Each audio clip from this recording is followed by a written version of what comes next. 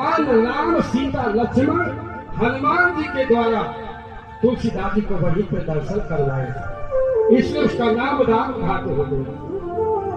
चित्रकूट के घाट पर भई संतन की भीड़, तुलसीदास चंदन घिसे तिलक करे रघुवीर। और तीसरी बात, जिसके जीवन में विपत्ति आती है वो चित्रकूट आता है। राम के जीवन में वनवास का विपत्ति आके खड़ी हो गई, राम को चित्रकूट आना पड़ा। चित्रकूट में रम रहे रही मने अवध नरेश, अजा पर विपदा परत है वही आवत यह देश।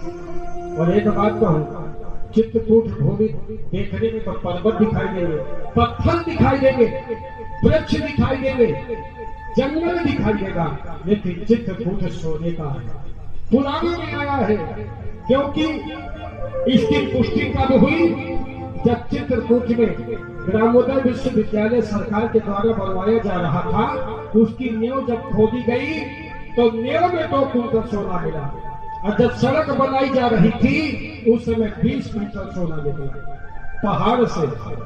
इसलिए माणिक कूटम मणिरत्न कूटम रजतान कूटम सुवर्ण कूटम श्री चित्रकूटम शरण प्रकट है, वो सोने का चित्रकूट है।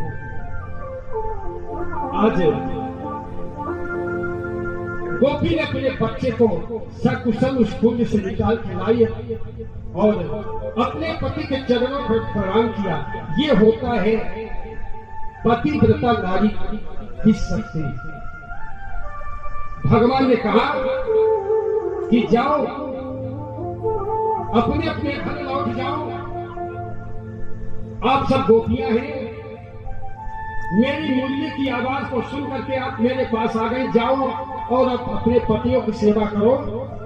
यही पत्नी के लिए सर्वोच्च धर्म कहलाता है। माता भगवान जब भक्त की परीक्षा लेते हैं ना, तो बड़ी कठिन परीक्षा लेते हैं। सभी गोपियां कहने लगी, सब कुछ त्याग करके प्रभु आपके चरणों में आई है और आप कहते हैं कि घर लौट जाओ।